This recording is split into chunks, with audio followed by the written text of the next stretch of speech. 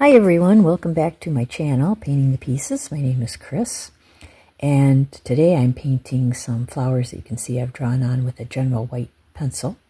But first I made a layer of mixes of sap green with white and cerulean blue, and just sort of mix those together. And I wanted to do this so that you could see as I layer thin washes of acrylic. I'm not doing that right now. These are pretty thick to make those centers. But when I start on the petals, you'll be able to see, almost like an oil glazing, how the paint underneath comes through, and it gives it a really nice depth. It reminds me of oil painting because you can look through it in a way, as if you were looking through a pond that flowers or reeds underneath are growing. That's always what it reminds me of, that sort of depth. So anyway, get these center pieces in, and we'll talk a little bit more about putting on. Okay, so now I'm putting on a cad red with just a little bit of white in it, and I've got quite a bit of water in it, so that faux glazing that I was talking about will happen.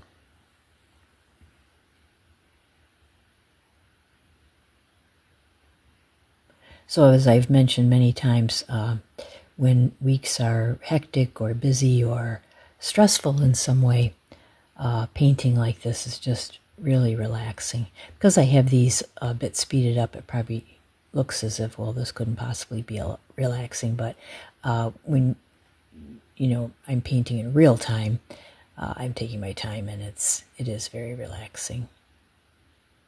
And I'm not sure if I've shown this maybe since the very first video, but the room that I work in looks out at the front garden. So it's kind of difficult not to paint flowers when they're just outside your window.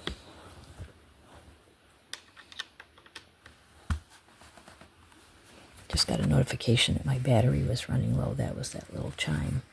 So you can see right now I'm putting the red paint on, but as it dries, that leaf that I just finished, that cerulean blue will really come through.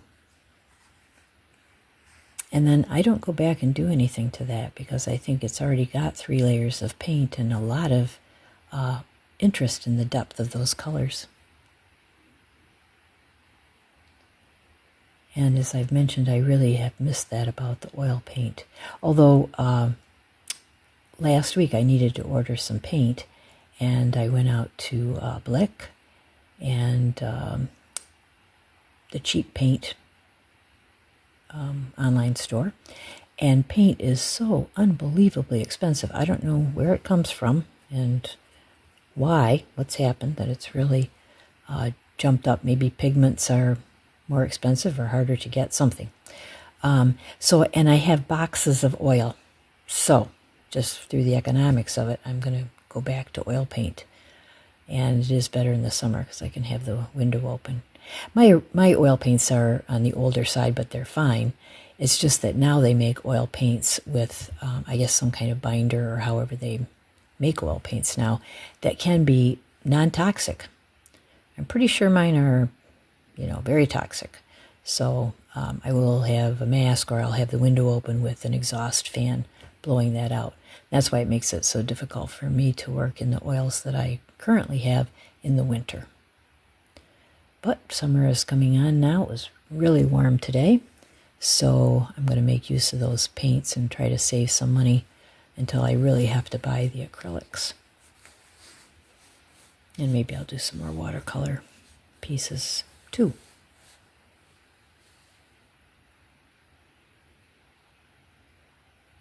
My plan was originally to leave that sap green that was at the bottom, but you'll be able to see as I go on, it just didn't seem dark enough. There's something about the grounding of a painting, and it doesn't even have to be at the bottom if you don't want. It can be at the sides, it can be at the top if you want. I mean, many times I have seen other people do this, where you start out with a painting and you'll have the black at the bottom and you keep turning it around to get the paints in, and at one point you turn it around and you think, I really like it better this way than the way that I started out. But for me, they have to be grounded. and with a very dark color. There isn't really anything else that sort of solves that situation for me. So at some point I am going to put in some black at the bottom of this just to kind of shape that leaf that you can see. Plus, I painted the leaf green, so it was very difficult to distinguish the leaf from the sap green that was at the bottom, so I kind of solved two problems at once. And this is looking like a very light blue, when in actual light and, to my eye, it was a pretty dark mauve kind of color. That's really not coming through here at all. And I was thinking while I was putting this leaf in with this dark sort of bluish purple that I did want to go back in with some Payne's gray.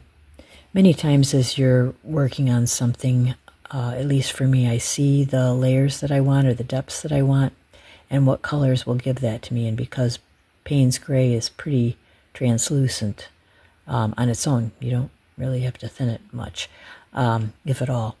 I just thought if I had a little bit of Payne's gray next to the center of this flower, it would really make the ends of the petals pop, because there would be a big difference in the tone of those two things. But you won't see that until the end. I was just talking with a friend who's an artist the other day, and we were saying how much we like acrylics for not maybe completing the painting just in that, although we both do, but also just to get the palette set and get those laid down, and then go back in with either a different mixed media or the oil paints, and then you have yet another layer, in this case the acrylics, coming through the glaze of those oils. So those are all possibilities and fun things to play with. If you're a painter, take a look at that in a small painting that you can play with. That was another thing we were talking about, when you're painting over a painting that hasn't worked for whatever. Those seem to be the best paintings, and it's probably because you're going at them with the idea, well, this is gone anyway. This wasn't a good painting. And so you're much more carefree. And we know that, even drawing or anything you do creatively, that you have sort of a light heart. That can turn out to be a very lovely piece, because the mood that the artist has to come through in the paintings. I guess I've never seen a time when it didn't. So I feel like even the Mona Lisa, now that we know the story behind that, it was a commission, it was a young girl, it was her wedding portrait. You can see how Da Vinci felt about that. This was money for him. This was a way of him trying out some different things. He had that wonderful glazing, those layers that he did to get the olive skin. And it's all right there in that painting. So sometimes it's interesting to know the backstory. So the green petal that was next to this one, I mixed a little Naples yellow in. Naples yellow is just a favorite acrylic color for me. That and sap green, they're just real favorites. But as you can see, when I got this petal in, once I wipe away the general's white, and you just do that with water. I do it with a little bit of water and a paper towel. Then I did need something really dark under that leaf. So the black paint is going to work well for that. But I always had it in my mind that those three pieces at the bottom would be green, because those are leaves. And I felt up at the side here, even though it was part of this flower, which wouldn't make sense, at least without any flowers that I know, I made the last two petals pink. So a much lighter color. But here you can see that cerulean blue really coming through that petal, where the cat is on the outside. And I don't know if you can get the depth of it through this, but in person, that really looks good. So, pardon my hand while I'm screwing and unscrewing caps of paints. People have asked me this too, that I tend not to mix on the palette. I tend to mix on the canvas. And the reason for that is because it adds to that glazing. and the depth of it. If I take two colors and I mix them on the palette and then I put them on the canvas, it looks pretty homogeneous without seeing any depth. Whereas if I put a blue down, I let that dry, and then I put a yellow down, I'm still going to get green, but you're going to see that depth that you don't see when you mix it beforehand. And I think I started doing that years ago because I didn't want to waste any paint. So I would have paint mixed on the palette, and I would use some of it, and then it would dry, particularly if it was acrylic, and then I'm scraping it off, and I think, boy, I'm wasting a lot of paint. I'm just going to put that on the canvas. And then what I learned through that is I liked it better. So it is really good to experiment. And especially, like I said, if you're painting over something that you don't care about anymore and it wasn't working, you can really feel free to, let me try out some things and see if she was crazy that I should mix them on the palette. Because what works for one person, another person is not interested in. We all have the way that we like colors to look.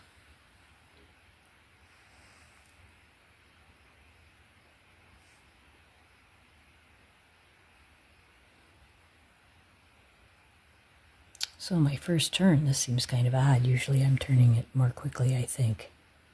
I learn things by watching myself paint. And that's just straight titanium right out of the jar. I think this is a 8 ounce, maybe it's larger than that. And the thing I like about this, you can put it in full strength and go back with water and really get kind of a ghost shape of flowers, really making them transparent. I learned that a while ago with acrylics, and I use it all the time, especially if I'm going to put a flower on top of another flower. I don't want to say always, but I almost always put down a thin layer of titanium white first, and many times I just leave it with that because I really wanted the shape. I didn't care about the color so much. I'm working on a drawing right now and putting in some base color that's really a delicate piece, and there's going to be a lot of that. Acrylics really watered down and almost ghost shapes to the flowers. So I will probably have to have a pretty colorful base coat, as I did with this one. It is nice. I mean, sometimes it's great, and I like it too, just to work right on a white canvas. But if you have a lot of depth and a lot of colors before you put anything down, even the drawing, those are going to be helpful for you. Or people that paint like I do. Maybe I should say that.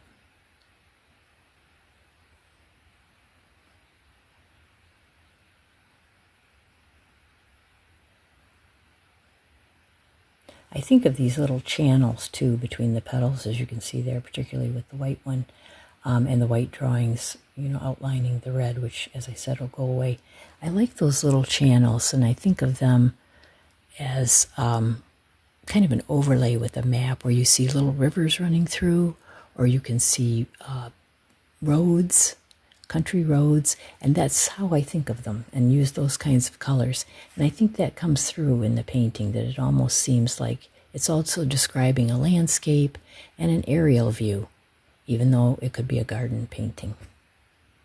So lots of different ways to get your ideas down. I've seen where people put in shapes of people or shapes of animals that they like, and you have to really concentrate to see that those are there, because the other shapes and colors are sort of catching your eye. So it's kind of just a little hidden puzzle piece, which can be nice for the eye to see and sort of play around with for the artist. Now this is a very odd shape to me. That gold that I was just working on, I know I'll do something else with that because that's very odd. And here I'm just defining that space between the flower on top and the red flower. I was trying to think of a way here to get a poppy, a red poppy in this painting. I really like poppies, and just couldn't do it. So in the drawing that I was just saying that I'm working on, there's a poppy in it, and I know it came because I couldn't get the poppy into this one. I'll put it in this one instead. And I work at one painting after another and usually have 2 or 3 going at the same time. So if something isn't working in one, I can see, well, maybe it's going to work in this other one that I'm working on.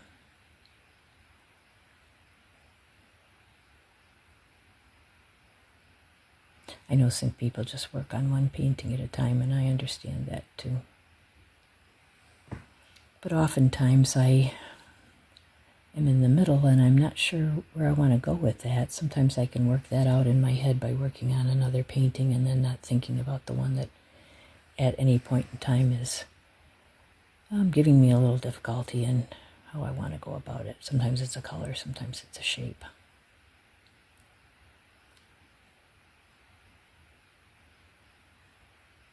And this is a situation here where I did mix some red and white to make that little pink peach color. And back in with the Naples yellow, and this is straight on with the Naples yellow, just water. This doesn't have much water right now, but... And I go back and forth between the Liquitex and the Blick Naples yellow acrylic. I like both of those. And my palette is pretty much the same, whether I'm doing watercolor or oil. I mean, you like the colors you like, and so you end up working with those. And even after years, I can go back and look at paintings and think, my palette didn't change that much. I thought that it had, but it really, really didn't.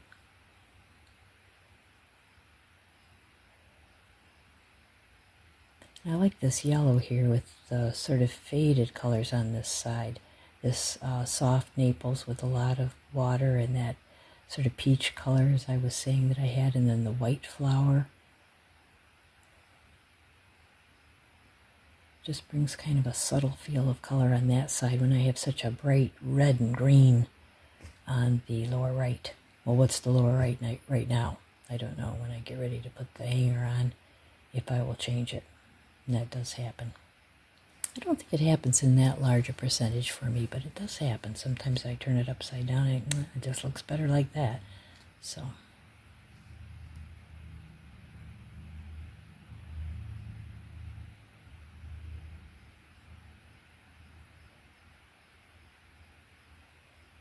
This seemed a good idea to really get that Naples down pretty thick at the bottom so that it doesn't have a lot of water.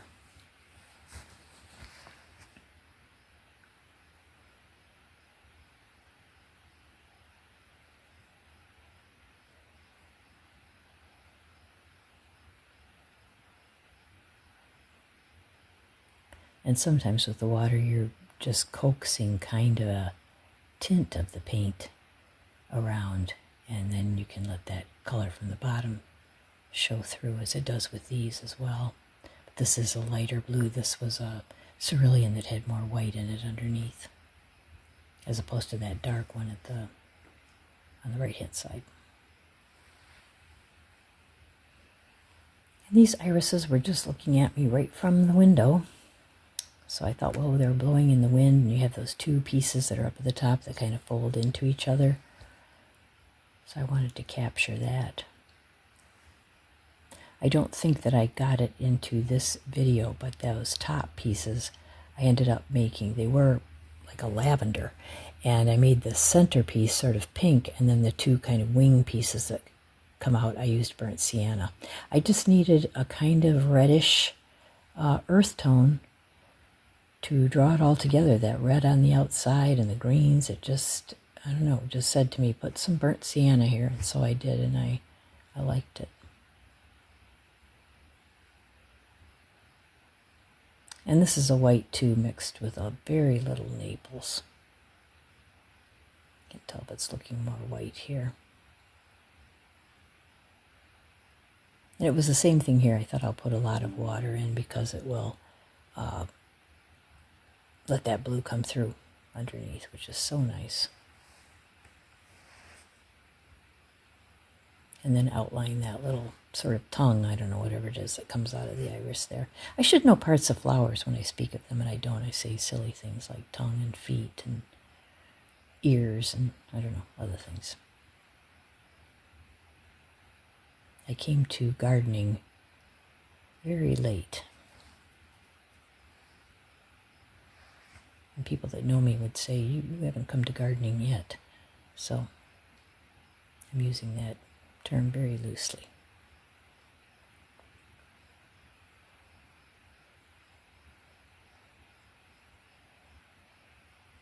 So I hope everybody's having some time to do the creative things that they love to do. I always appreciate you stopping in and watching for 20 minutes or so and chatting a little bit.